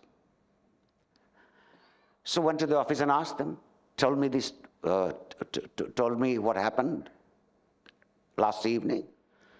The editorial instruction to them was, you also write this, publish it today, that you inquired, and he tried to stop publishing this. We published it. Nothing happened. Let me tell you, I am just divulging a secret to them who are just newspaper readers, not newsmen and women. Many journalists, because of the complicity that they love to be with this party or that party, at times, government uses the excuse of government restrictions only to remain satisfied within themselves and tell the people that we are very good boys. We want to do some journalism, but I can't because the owning company, because the censorship authorities, because of this and that. For them, I don't write this. If you confront this kind of people, I urge you to quit journalism. I urge you to advise them, then please you leave this place. They will not. You know why? If a journalist is complicit with what is going on, if they are inclined to the interest of the political interest of the ruling party, they can have a better living standard. So many of them compromise in the name of the public perception that cannot write. We are writing. None of us has gone to jail yet. Yes, we are intimidated. My colleagues are perhaps the lowest paid journalists in this country. But there is not much court cases against us too. This is where I refer to his point, very important. When you write the report, you take account of every possible concerns relevant to that. I'm writing something against someone, some company, And the next, I'm not just taking their opinion, because any accused in the common law system, forget about journalism, has the right to defend his or her case. So if you don't take his or her opinion, next day, they will go to the court and will lose the case. So preparing a report is important. The command over the language is important. How you write an opinion. So while we have all the problems too, but journalism itself has its own problem. And there is a very interesting thing what happens in this country, perhaps this there in India too, or in some other South Asian countries as well. Recruitment of the workforces. Say, most TV companies today in the private sector are owned by the people, either directly ruling party leaders or people related to the ruling party. So these days you don't have to use so many laws to do some partisan journalism, because, as I told you earlier, since the society has been divided over political line, journalists to doctors to engineers are divided on political lines, to main lines, BNP camp and political camp. So you have enough resources to recruit. So there are enough Awami League reporters, enough BNP reporters to recruit. Every day you don't have to say this is to be written and this is not to be written, because they will do that on their own. Professors will be knowing that the filtration theory, Chomsky's, how to recruit people. You filter in the process of recruiting your human resources, so you don't have to have a cane in your hand and cane you every time that do this and don't do this. They will do out of their own intellectual and material interests. This is exactly what is going on here mostly. Well, I would now turn to what I started and finished with. Solidarity. It's very important for solidarity with journalists who think in the similar way, and the bottom line is democracy, a democratic transformation of the state and society. And it's more important when it comes to Bangladesh-India relationship. We had a small adda before we formally appear here the other day. I told them, and I can tell you, you can ask a public opinion here, some kind of a jury. What is called jury? Survey. Just instant. What I will be saying, whether they will be agreeing with you or not. And that's a bad thing for India and Bangladesh. And bad relations between India and Bangladesh is detrimental to the interest of both the people.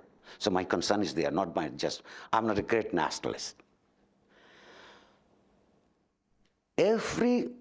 Almost more than 80%, some says 85% people today believe that Bangladesh doesn't have good elections. India as a state is responsible for that.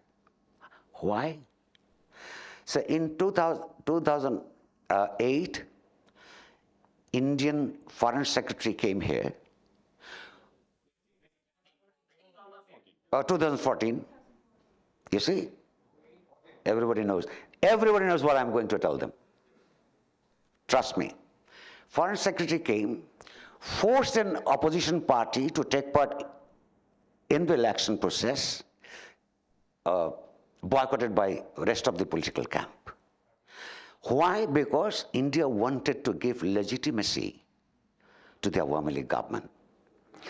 In 2018, it is called a nighttime election.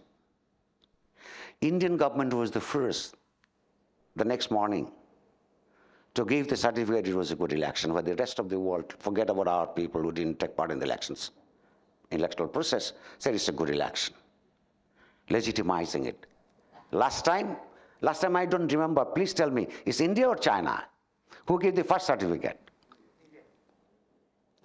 Or India and China is competing with each other to support a government who is not politically legitimate, no matter whether it's legally legitimate or not. There's one thing.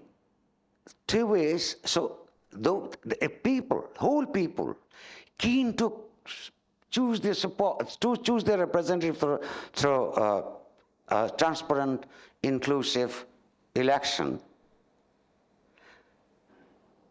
every 5-year watch, well, it's definitely is the prime responsibility of the people of Bangladesh and the political parties in the opposition camp to make sure that the people can vote. Definitely is the primary responsibility is of the peoples of Bangladesh. But at the same time, Bangladeshi people need democratic friends across the world too.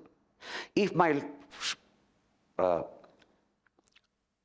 biggest neighbor stands against the voting rights of the people, the kind of perception that has been created is not for good for the people of India as well. We have serious obligation. Forget about our intellectual obligation. We have serious obligation to the people of India who helped us in 1971, 52 years ago, helped us conduct our liberation war, fight it out, and have this independent country. So we do not want to have any bitter relation, and we cannot afford to have a bitter relation with the people of India who are not responsible for what Sheikh Hasina is doing, or Khaleda Zia or her son Tariq Rahman did. But we appeal to you, please tell your friends there that there are a lot of misperceptions is there that will not help develop a good relation between the two countries. Say, a country that I see some freedom fighters here too, who were very small those days. I've managed to get my hair grow so that I can say I'm a senior people, where I'm not that senior that this, say, black-haired man is here. Well, so many millions of people have suffered. So many people have been killed.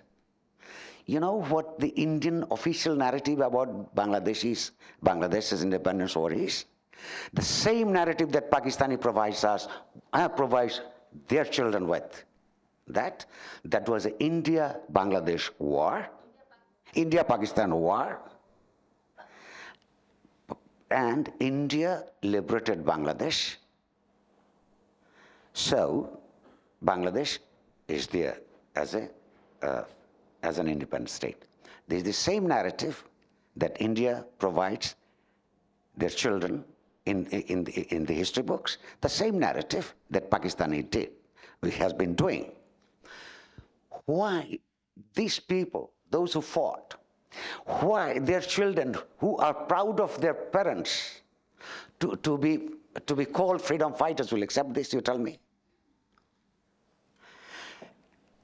So these are the things. Forget about water. Forget about Tista barrage. When these kind of official narratives are being spread to education system,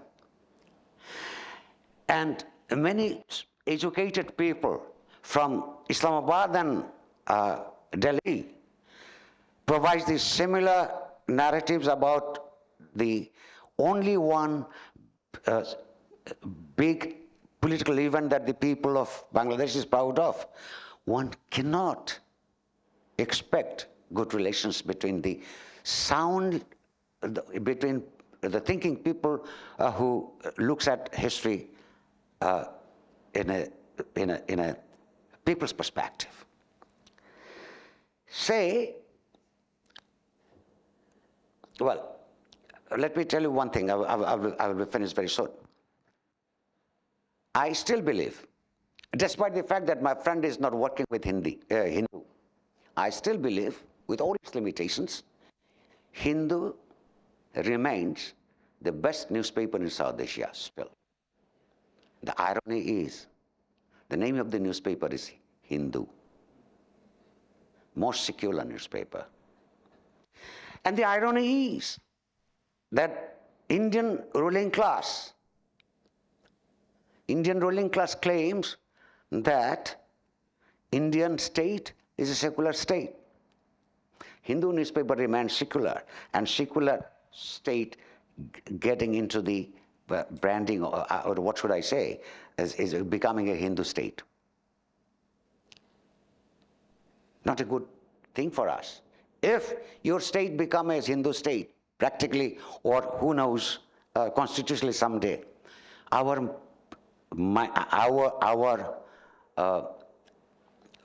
religious minority people will be giving some price for that. We don't want that. Those who dismantled the Babri Mosque, only other day I made a public statement, has nothing to do with the Hindus here. So because India is getting communal every day, doesn't mean that we have to be doing the same thing. Never, ever. So question is, we need to do some good journalism for not only for our people, not for our intellectual satisfaction, not only to make our life a little meaningful, is also for the people of other countries. And I believe that my friends like him and others, we have some other friends there, we need to exchange views for some effective solidarity. You tell us whenever you need the cooperation of your friends here for the sake of further democratization of our country, if we'll do that. And we'll be expecting that when we are in need of your help, please take the risk in our country to support us in our country. Thank you. Thank you, Kabir, for giving us the Bangladeshi perspective. I have lots and lots of questions, but I realize we've gone way over time, so I will keep it limited. But I just want to make one comment which relates to what Kabir was earlier saying. The fact that we are having this event here, that you're present, and we are speaking what we need to speak, and that it can be reported upon, is also evidence of the fact that if you do have a spine, if you stand up and if you do your job right, you actually build up resistance. So over to the floor. Any questions, please?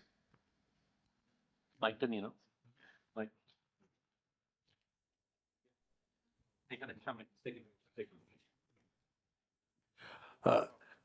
Please direct it to someone specific, should you need it. Should you want someone to respond specifically? Absolutely. Thank you. Hi, Siddharth. My name is Redwan. I am a freelance journalist based in Bangladesh, but I mostly write for the global outlets like The Guardian, Voice of America, South China Morning Post.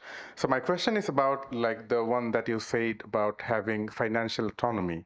And if I can remember the chart clearly, I guess after the Independent and Spirited Media Foundation funding, reader support is the biggest source of fund to the aware. And I have tried to talk about a lot of journalists in Bangladesh, like my work in the Guardian is funded by Bill and Melinda Gates foundations. So we do a lot of foundation-funded journalism. And why can't we implement such things in Bangladesh as well in terms of reporting on critical issues? So my question is like, how do you crack the reader support that you generated? Like, what is the secret sauce? Because I don't see that working in Bangladesh for now, and that might be beneficial for a lot of newspapers who are citing like the dying industry, and they put out this kind of absurd advertisement campaigns, which really hinders the experience that you read news. You go into prothomalo.com, you won't be able to log into the website. There will be so many pop-ups and this and that, even for like Daily Star or other companies. And if you criticize them, then they say like, wait, we have to survive, we have to sell ads.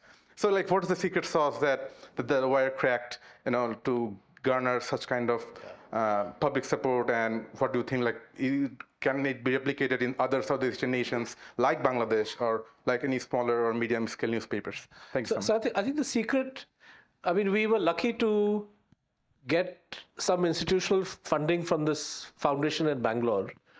I mean, the Wire started in 2015. for the first year, we had no funding from anywhere. And in fact, most people wrote for free, and it was a kind of volunteer kind of organization. And we started getting donations from 2016 onwards. And we received funding from the Bangalore Foundation for about 3.5 years. We are now into our 8th year. Yes, yeah. So they no longer support us. They supported us for 3.5 years. And they incidentally have also been targeted for some repression activity by the government because they were raided and their tax exempt status has been withdrawn. I think, like as of today, roughly 80% of our revenue comes from donations. And the vast bulk of that is from small donations. Because the high net worth individuals also feel intimidated to donate to the wire because of the perception that government will go after them and so on. And the remaining 20% comes from some commercial, some advertising, some syndication and this sort of thing. In my view, the more a website or a news platform has a recognizable personality, it should be known for something. Like there are lots of websites that in India are asking readers for money. And they meet with limited success.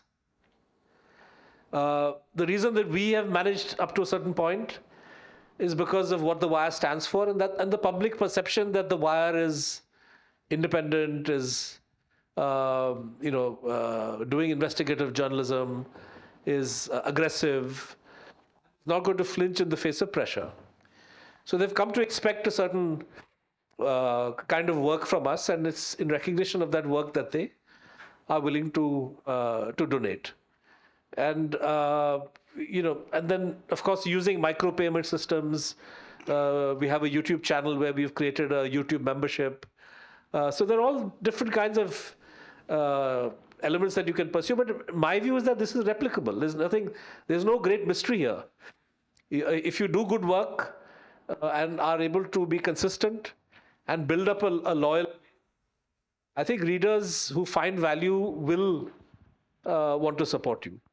And many newspapers have paywalls in India now. It doesn't surprise me that the Hindu is doing quite well with the paywall. Because again, as a paper, as Kabir Bhai said, it has its own personality and quality that people recognize and are willing to pay for. They may not pay, like tomorrow if Times of India gets a paywall, or a paper which doesn't have any particular personality, Hindustan Times for example, people may not be so willing to pay. So I think that finding the audience, developing a loyal readership, and then making it easy for readers to contribute. It is possible. It is replicable. Good evening. My name is Nurul Kabir. I work for Bonik Barta. It's a business day. I look after the English version of that newspaper. Actually, when you were speaking, for a moment I thought actually I was speaking. So it's my sympathy for you. And most of the things have been covered during your deliberations, but I have particular one thing, because I started journalism at a time when, in early 90s, when our newspaper used to report with headlines that Navy killed people like birds. There was an incident in Chittagong. But 32 years down the line, we even can't think of writing such things. So the space has, it's not there. I'm not saying that. What my concern is that over the year, what I have noticed is that a sense of self-censorship is working in the minds of all journalists. And I am sure journalism is going to be affected in the long run. So what do you think is the way out of that? And I have another tiny question for the professor here. I was a humble student of journalism. Well, I don't think because I got out of the university in early 90s, Dhaka universities. I am sure what we were taught about journalism, that cannot be practiced now. So given that scenario, are you now teaching the students differently based on reality rather than those written in the books? Thank you. See, self-censorship is the problem that arises for a number of reasons. Often, journalists and editors are wary of not upsetting the proprietor. The proprietor may be wary of not upsetting the government, even when there are no clearly laid down instructions. The assumption is that let's not rock the boat. And once you get into that cycle, it's very difficult to get out of it. The added problem is that the random, when you have laws like DSA, or in India we have the IT rules and all these things. You see, all it takes is one case to be filed against an individual for doing a particular story. But the deterrent effect it has is much wider. It's the random. So actually, you have to marvel at the efficiency with which censorship is accomplished. It's much more messy and difficult to implement. To put a censor in the newsroom and vet every copy before it goes. So you say, okay, you are free to run what you want. We are not interfering. And you tell the global audience also that look how democratic we are. We are not interfering with freedom of the press. But freedom after press is not guaranteed. Right? So you do a story and it's not guaranteed and it's random. It's ad hoc. We had one example of a young journalist in Uttar Pradesh who reported a story about children getting fed roti and namak, chapati and salt for their midday meal. And probably there are many schools that are doing this, and maybe there are many reports. But one report came out, the guy got arrested. The local administration said you're spreading rumors with a view to inciting insurrection. Some absurd charges were leveled against him. But the net effect that has is that reporters who are freelance and who don't have a company to defend them or an institution to defend them, they begin to think, it's not worth doing the story. So it's a highly efficient way of getting people to comply. And I think that the only way out is, as Kabir Bhai was saying, that somebody has to defy it. And I'll give you an example. This may not be the end of it, but we did a story about 6 weeks ago about how the US export of drones to India has been held up because of American concerns about an assassination plot that India is supposed to be involved in against a US national in New York, a Sikh American guy in New York. And when we ran our story, we said that the drone export is held up because of this. The government is very upset. The right-wing people are very upset, but they couldn't deny it because it was a correct story. But one day after our story appeared, or maybe 2 days after it appeared, due to a variety of circumstances, the senator who was putting the hold on the sale of drones lifted his hold. So in a funny sort of way, our story cleared the logjam and allowed some deals to be made. The senator probably wanted a favor from the White House. White House probably wanted a favor from Modi. And when we brought all this out into the open, somehow the Modi government must have said, let us quickly close this deal. So the drone sale got announced, and as soon as it got announced, the government said, oh, see, Wire has done fake news. So we said, what rubbish? And the senator also went public, saying that, yes, I had blocked the deal earlier, and now I have released my block because I have got assurances that India will investigate this crime. That's exactly what our story was saying. We got a notice from the Information and Broadcasting Ministry 2 weeks ago, saying that under the IT Act, you have published fake news and show cause as to why we should not take action against you, etc., etc. So I wrote a very stiff letter back to them, saying that you please check your facts before you write such a letter. These are the facts. And I said that we have challenged this IT Act under which you claim to have. I said, we do not recognize that the government has any right to question us about a story. But since you are a reader of The Wire and you've raised a question, I'm replying to you. So this is the reply we've sent. The reader's response. Yeah, I have replied to a reader. And we basically said that all your allegations against us are rubbish. And so, so you need to sometimes do this, my reporter in Kashmir, our reporter in Kashmir was attacked by the Lieutenant Governor at a public rally, where he called our reporter as he said he is a separatist. So I wrote a letter to the governor, and we made it public, saying that you have no business to make this kind of allegation. So sometimes I think you need to take a stand.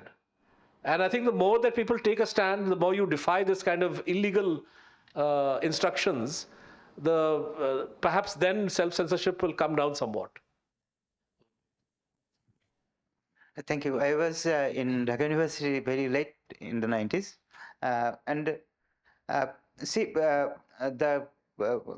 The books we read there in the 90s was all from America, and it is a kind of propaganda kind of thing. All the books are donated by Asia Foundations, and we are learning journalism from that point of view. And our teachers, all so submissive, uncritical, was following those books. And then in 2006 or 7, I wrote a small piece, not small, a big piece on the journalism books. What books are available here? What do we understand as journalism? What is news? What is news? And what are the definitions there, and all these things? And I criticize a lot. I do not personally teach journalism, reporting or editing.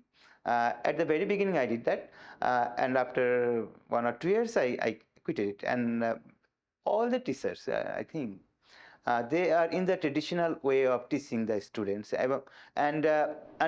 all those books are mostly written in 60s or 70s in last century, and they are following those books. And you see, reality, you need to imagine also what reality we need to construct and how to construct. And I think teachers, most of our teachers, don't have that capacity, don't have that kind of reading or extent of reading of society and other things, and how America constructed the structure of journalism and why. They never questioned that thing. And it is still going on. You see, there are thousands of books still now. There are thousands of books, young scholars, young reporters are writing on editing or reporting or TV reporting or anything else. And you will find nothing in all those books. You will learn only some techniques how to make a story. Nothing else. Thank you. Okay, in the interest of time, this will have to be the last question. However, we do have tea available upstairs, and lift lobby, sorry, thank you. So there's tea available and the speakers are still here, so perhaps we can mill around and do that, but there's a question here. Hi, I'm Shopna Chaudhary. I'm studying in anthropology. So I see reporting in a very different way from a professional reasons. Obviously, I'm not that professional, but yeah, I'm studying, so whatever. So I see reporting as a written historical documentation. So when I approach reporting in a written historical documentation, the thing is, I have to look critically at the textualization of the text and audios and visuals, how they are textualizing, the reporter is textualizing the whole concept and representing it to the consumers. People here are saying consumers a lot because I don't know.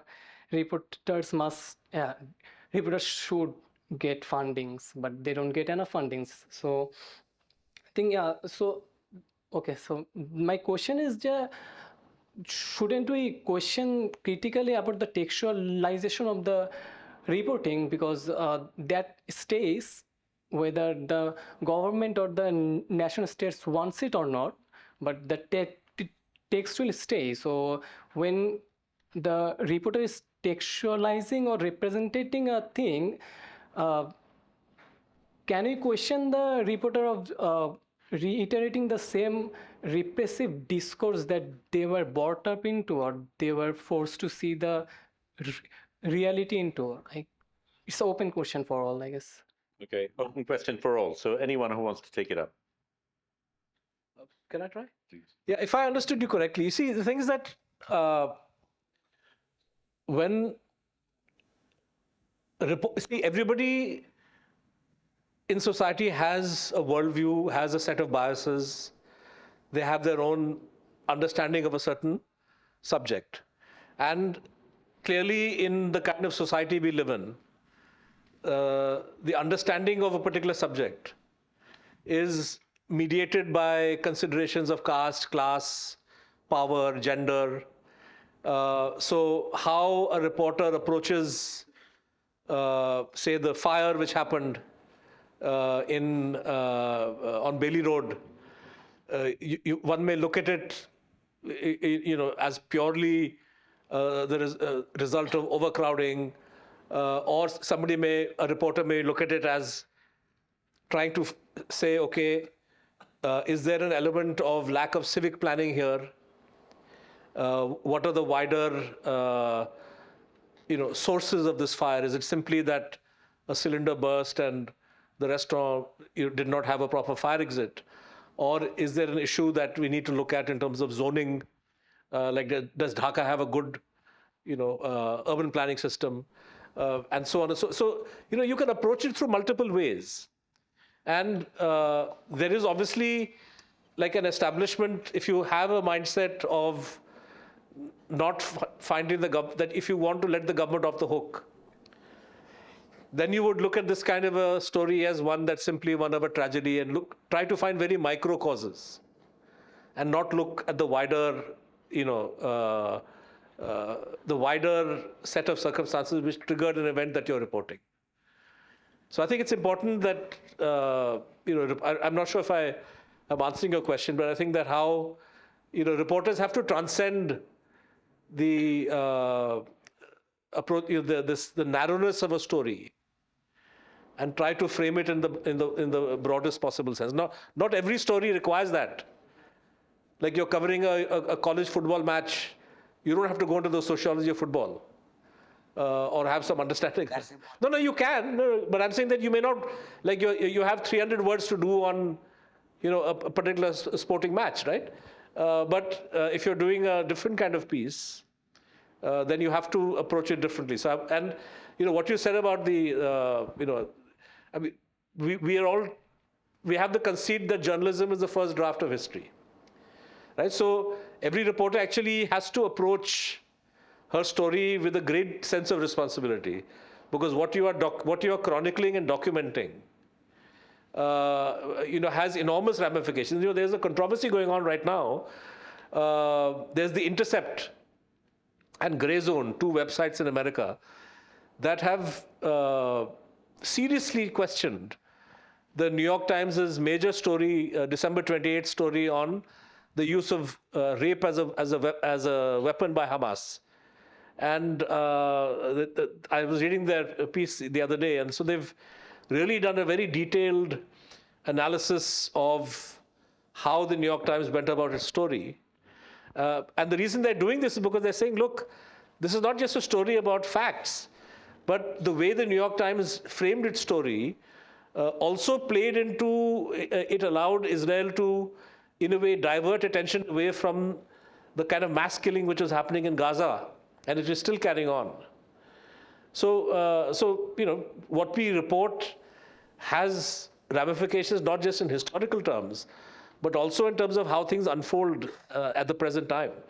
So there's a great responsibility and great burden that we do carry. May I add a simple thing?